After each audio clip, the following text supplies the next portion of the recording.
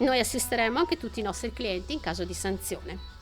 E comunque ci è stato chiesto anche in caso di controllo e di sanzioni da parte delle forze dell'ordine di essere molto tranquilli, di essere molto solidali perché comunque loro stanno facendo il proprio lavoro. È proprio una disobbedienza civile, Esattamente, pacifica. esattamente, non vogliamo guerre, non vogliamo che venga fuori casino, non vogliamo assembramenti, ma vogliamo solo poter lavorare. Sono dunque disposti anche a pagare eventuali sanzioni ai clienti, gli esercenti che aderiranno all'iniziativa nazionale #IoApro, locali aperti oltre l'orario consentito.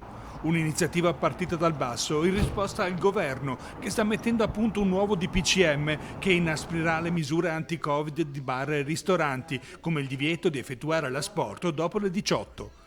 Una protesta, segnale di una esasperazione che cresce. In questo modo non ci si può assolutamente andare avanti, non si può lavorare, perché comunque non siamo attività che con l'asporto possono riuscire a garantire di pagare affitto, mutui, dipendenti, bollette, non ci se la può fare.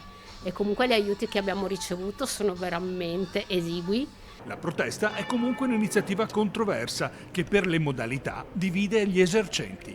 La protesta è sensata perché purtroppo il periodo è quello che è ed è difficilissimo per tutte le attività andare avanti.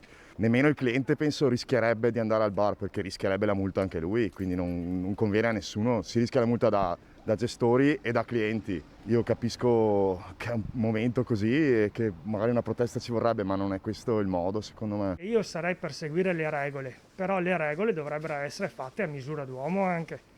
Queste sono regole disumane, cioè c'è gente qua al mercato che si assembra, li ho visti proprio, uno accanto spalla a spalla per contendersi uno straccio, ma qui fuori non possono prendere un caffè a distanza anche di 1 metro perché sennò è assembramento e fanno chiudere me ma non altre realtà.